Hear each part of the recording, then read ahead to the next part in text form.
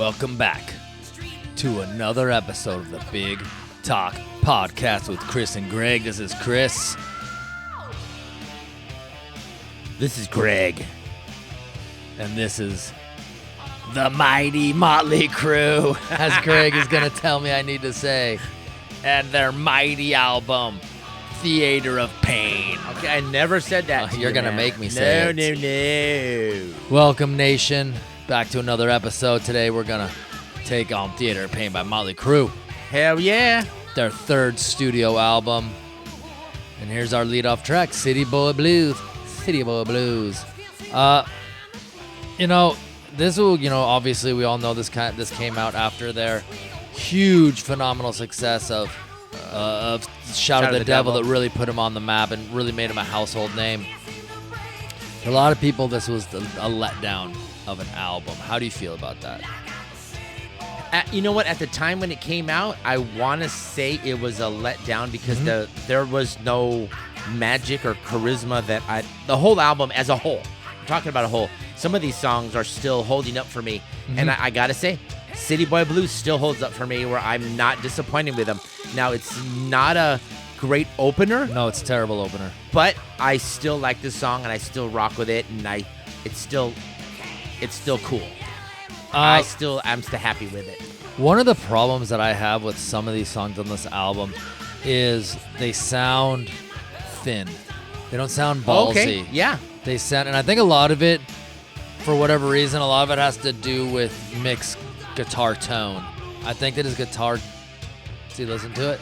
I don't think it's not as ballsy. I think it had a little more on Shout at the Devil and a lot more on their debut. So I think that was kind of a letdown. That kind of lends itself. I'm not saying they're not terribly written songs. I'm not saying they're terribly played songs. I'm just saying that I think that their sound leaves a little bit to be desired. And I think when people try to wrap their head around why they may not care for this album as much as the other ones, that might be the reason. Of course, listening to it ad nauseum like we have probably recently, that was kind of just like that's exactly what it is. Mick said it was a little too polished. Like they wanted, I'd agree with that. They got it polished instead of a little rough. But that's the record company. And then I know there's some stories throughout this whole album, which we'll talk about. Each song, like some things the band fought for, and sometimes they didn't fight for, and sometimes they pulled out old shit, and sometimes they didn't.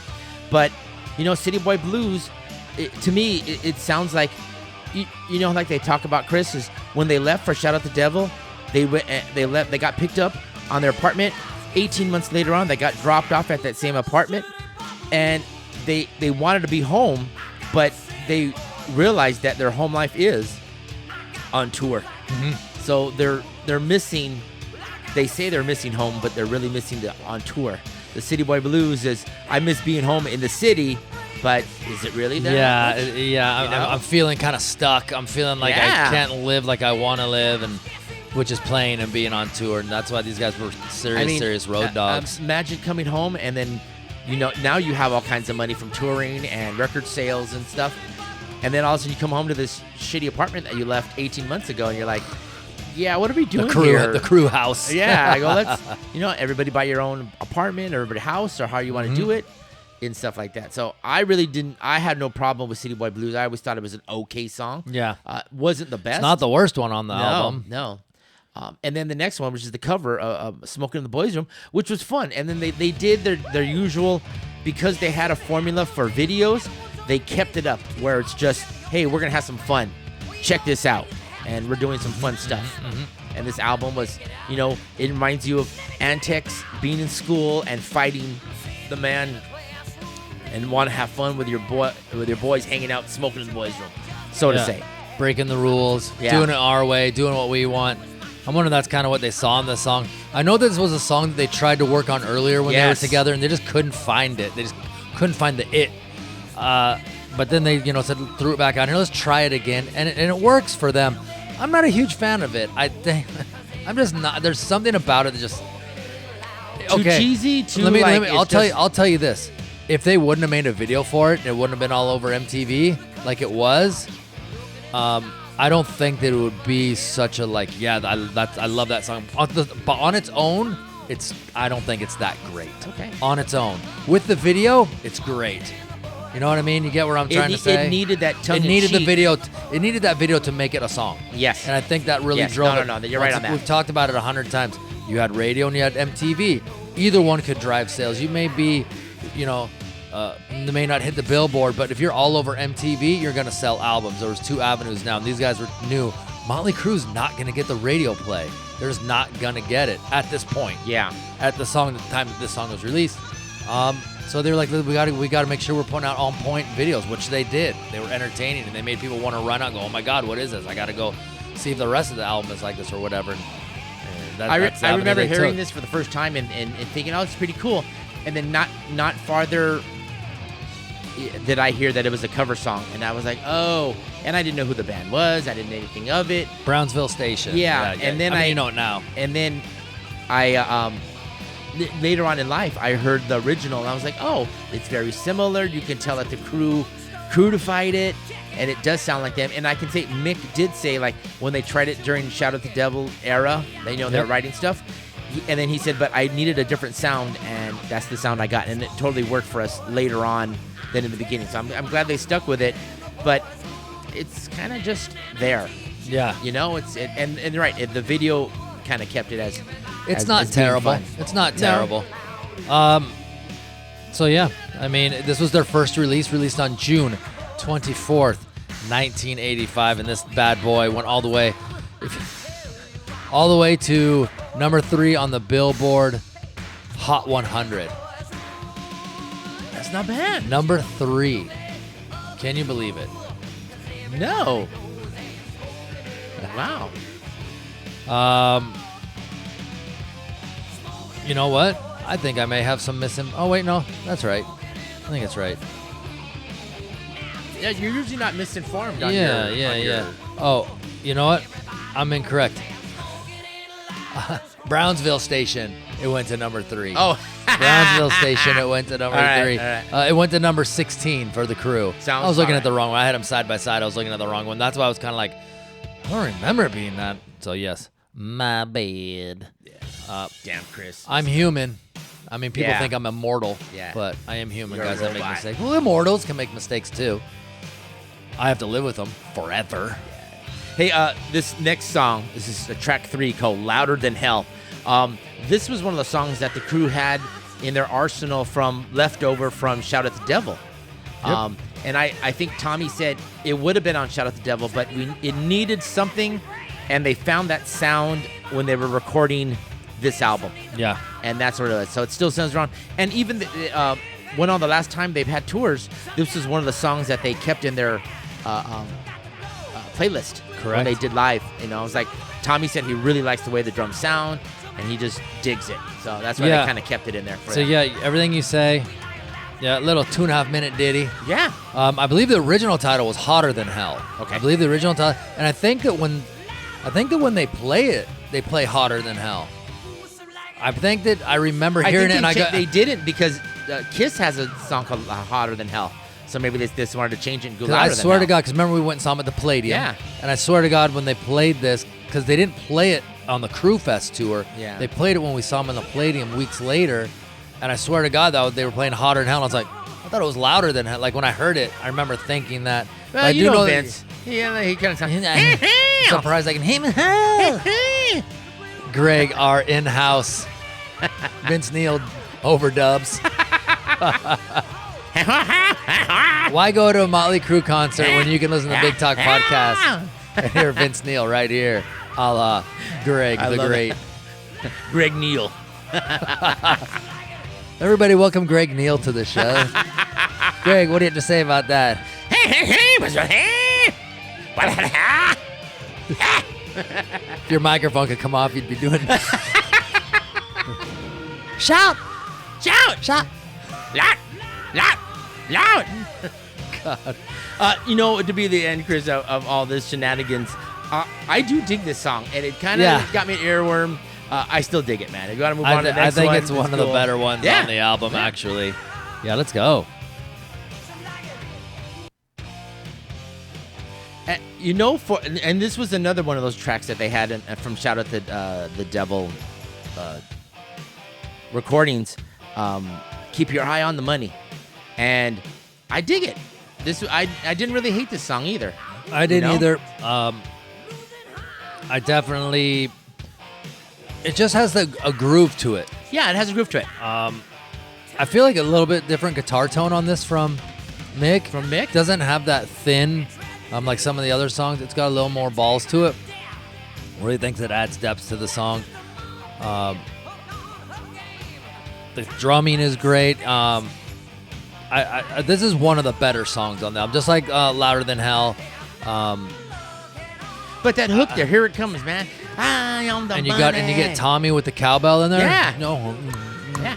No pre-chorus right there for 3-4 hits. Keep your eye on the money. Yeah, dude, it's I don't hate the song, and I think it's okay, and I'm good with it. Like, hey, it's still good. Cranking it. To be honest, doing a homework and listening to it, I was still all jazzed on this. I was like, hey, keep your eye on the money. Yeah. And I think we both know that the working title, the original title of this album was going to be Entertainment or Death. Correct. And that line is in here, comedy and tragedy, entertainment and death, or entertainment or death. It's kind of like, for me, the song is kind of like, you're always trying to keep your eye on the money, on the prize, and are your risks going to work out, or are they not going to fail? And it's almost like a introspective song, where it's kind of like Nicky's looking at himself like, dude, I'm doing all this destructive stuff. I'm doing all these risks, taking all these things. But that prize that's hanging out there at the end of the Mötley Crüe road is worth it.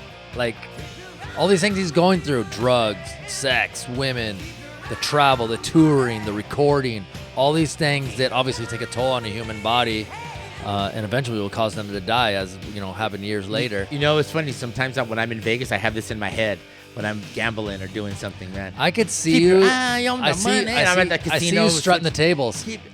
I see you strutting, like, looking looking at the for the one-armed table. bandits, man. Or I'm doing roulette, and then I got roulette from Bon Jovi on it. Roulette. Oh my God, dude. Can you wear headphones in the casino? You can now.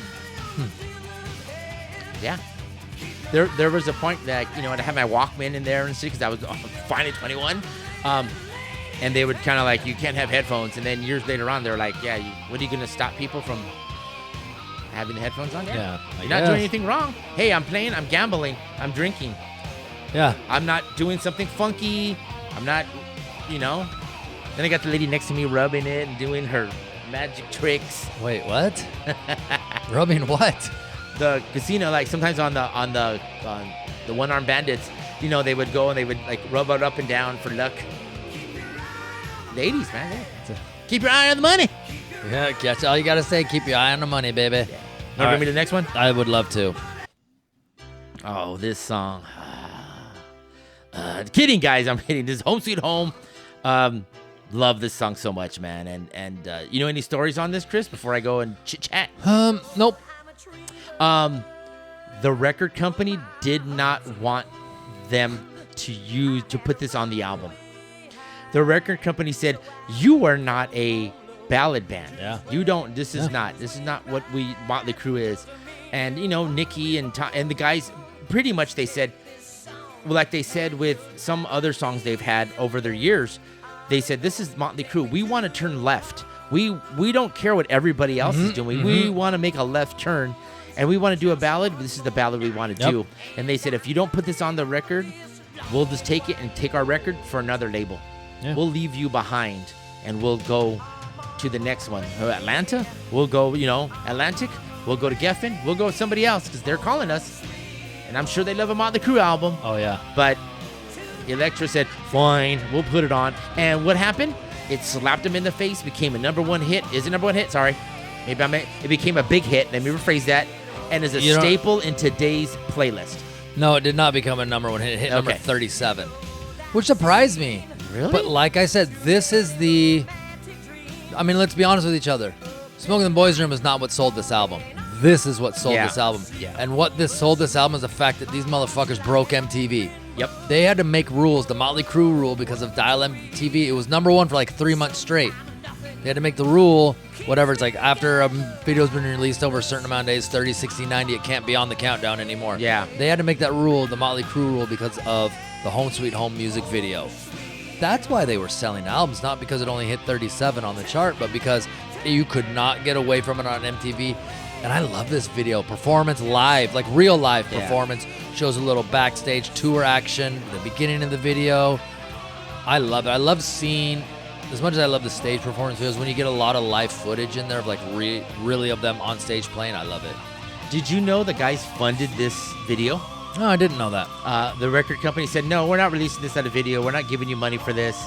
And what did they do? They funded it themselves. And like you said, it became a #1 hit, and they slapped them in their face like, what?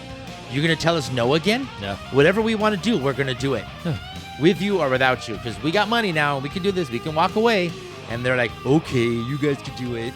And they say this was their first ballad. I mean, they had like Nona on Shout at the Devil, but they didn't really have like a power ballad. I thought Nona was girls. Oh, yeah, I'm tripping, dude.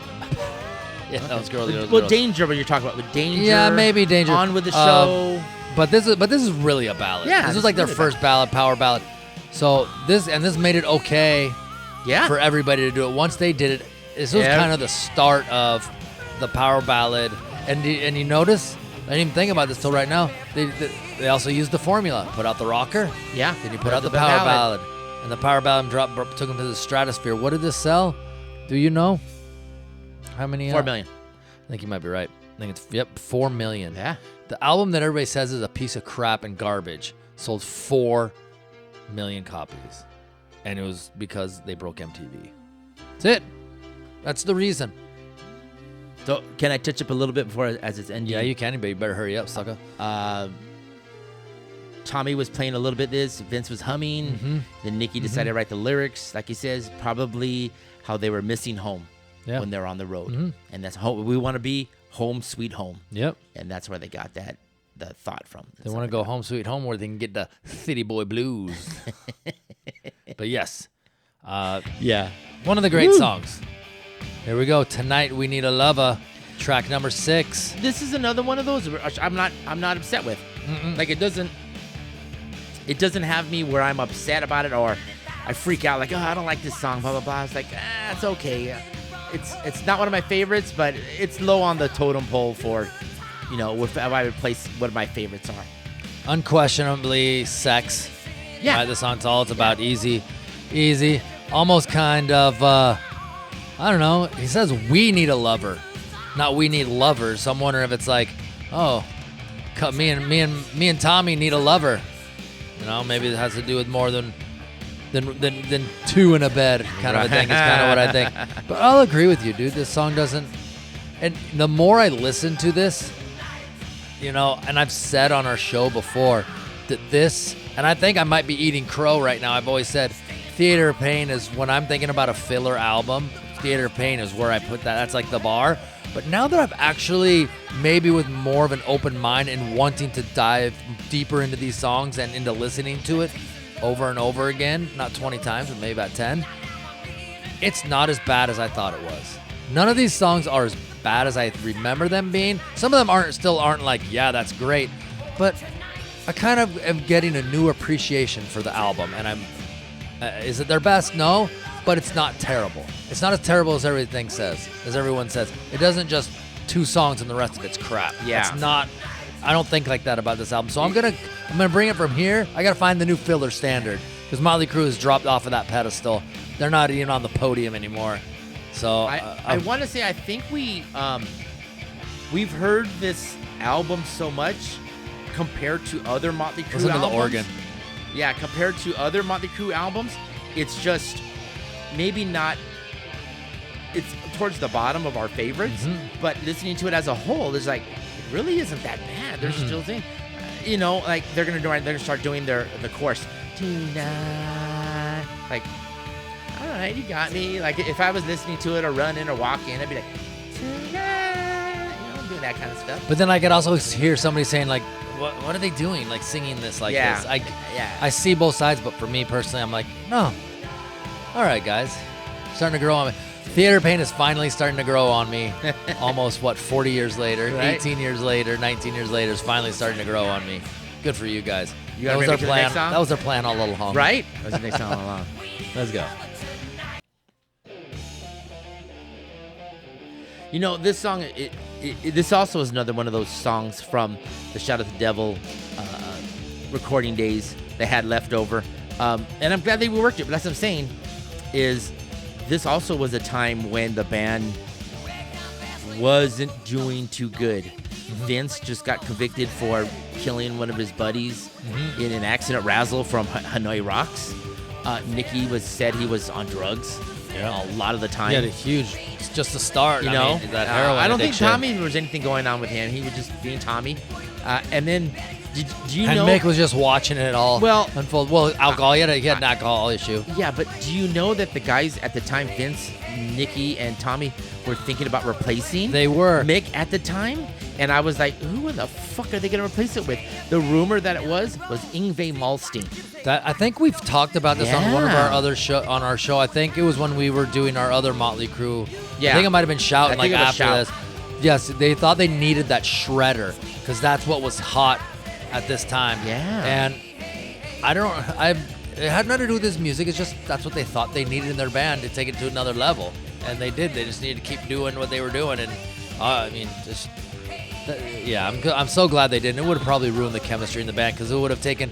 It's really like this band. Like they've said, they've always been. It's the four of us together collectively. Yeah. The four. You get someone like Yngwie Malmsteen, he's gonna make it all about him. Correct. And that would have they would have imploded, and that would have been it for them. Just listen to Mick They may riff not. right now, They man. may not have even ever made an album.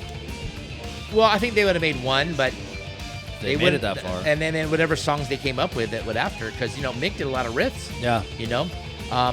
Also at the time, I think. What else was I going to say about that? Okay, they had Mick doing this. Tommy was in. The rumor is Nicky didn't play this on this album. Yes. I read something about that. That blew me away. But him being on drugs made it think, oh shit. I could see that then. It was like one of the techs, somebody that was in the studio at the time. He won't say who it was, but they did bring somebody in. Yeah. Actually, and he won't name who it was, but he says that Nicky didn't play bass. He just he was in such a bad place that his skills weren't up to snuff for recording. Yeah. And they even say, since that's where I guess we're talking about rumors, but they might be rumors. They're probably mostly true. When they were doing like the video for Home Sweet Home, fucking during the shows that I think it was 2 shows, they actually played Home Sweet Home twice when they were recording it. Fucking Nicky was just out of his fucking mind, fucking balls, just high as fuck. Yeah, they said shooting up, either the drugs, chicks, whatever. But just saying about this is the worst song on the album for me. This is so filler. I don't like it.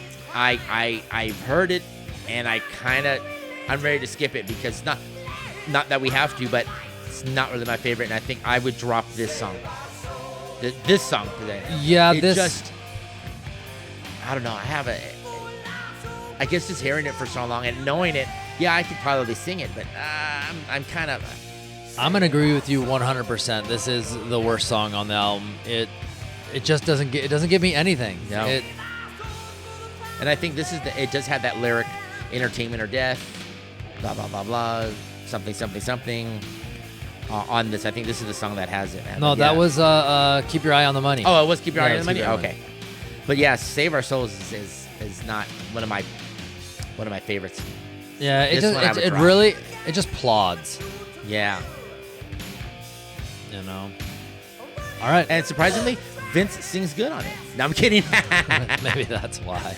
That's why. Let's just go. Let's go to the next one. All right, now I'll give you this. The next 2 songs were made for arena ready rock. Mm-hmm. Raise Your Hand to Rock. There's a good acoustic. They're starting off. Raise your hand to rock. Yeah. Rock, rock, and they geared it towards, hey, let's get a chant going, and we can, same thing like shout at the devil, shout, shout. I like it. I think it works. I like it. It's a little summery type feel. Mm-hmm. Yeah, the chorus is on this song and the next one too, but this one it's ready for the young adolescent guys. Like that's what you're doing. Yeah. You're is it a rip off of I Wanna Rock, the chorus? Maybe. Maybe. But imitation is the biggest form of flattery, and so is outright stealing. I guess, when it comes to music. But anybody can say that. I mean, Yeah. what if we wrote a song, Raise Your Hands to Rock? All right, let's do it. Right? You wanna? No. Can I get Greg Neal to sing on it? Oh, yeah, you can.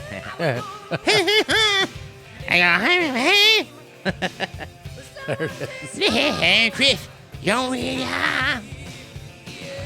Revelry has to rock. I'm just cracking you You up. sound like a drunk ass Kermit the Frog or something, dude. I don't know what's going. Rock. Let's go. Okay, Cool. I can't do this. I actually, like I said, I don't hate the song. I think it's cool. There's just some things to it that I love, and it reminds me of being at, like, waiting for the guys on stage to, Yeah, and it's got a good groove to it. Like, I'm just sitting here going like this. Yeah. Mick with a nice little solo, Yeah. It's great, dude. Yeah, I mean, so really there's only one song on here that we're just kind of like, eh. The rest of them are like, oh, yeah, okay. Uh-huh. Well, I think Tonight We Need a Love, we were kind of like this. But, I mean, it's not... If you were to go see a tribute band and you really weren't a Crüe fan, well, what song is this? I don't know this one. I mean, it's not really... Not like us. All right, let's go. Let's go to the final track on this album. Fight for Your Rights. Fight. We haven't even talked about this album. Released June 24th, 1985. All right. Recorded between January and May of 85 at Pasha, Cherokee, and Record Plant West, all in Hollywood. They didn't have to travel far. Nah. They didn't have to drag them far to the studio. Smoking in the Boys' Room, first release. Home Sweet Home was the second release. Then they released Keep Your Eye on the Money, only in Spain. In 1986, Oh, wow. They released it. And as far as charting goes, what did I say? This thing peaked at number 6. See, even the chorus, fight for your rights, it still has that fight. And you know what? It has that listen to Tommy's drums. It has that classic like cymbal hit. And it's got some classic elements in here. The chant along chorus. Yeah, these guys. A little like it's got more balls in it. It's got a little like Don't mind it as the closer. I like that little part right there. Gene. It's more polished, but to me, there's still something missing from it. Like, I guess I want it louder, or I want some other groove to it. So that's you want why, it louder than hell? Yes, but I think that's why, to me, this was the worst Mötley album, because it doesn't have the sound that it did during Shout. Doesn't have the sound that it did even during Girls, or Dr. Feelgood, which we know was really the best sound on that one they've ever pulled out. But that point too. So through all the things the guys did, whether either Vince being arrested, Nikki being strung out, Tommy probably fucking around with chicks and drugs, and Mick, alcoholism and just almost being scared you're gonna get kicked out of the band. Yeah. Or in jail for you got away with $1 million fine in 30 days. Is it? Well, this is the last track here, guys. We really thank you for coming and checking out Theater Pain with us. Hell yeah. You can find us at BigTalkCG.podcast on TikTok and Instagram, Facebook, and YouTube. The Big Talk Podcast with Chris and Greg. That's Greg with 3 G's, 1 in the front, 2 in the back. Check us out. Like us, unlike us, comment, just come look at us. Thank you for tuning in to another episode. What do you guys think? Yeah. All right, guys, this is Greg from the Big Talk Podcast with Chris and Greg. All right, nation, we're going to see ya. See you soon. And check out Mötley Crüe.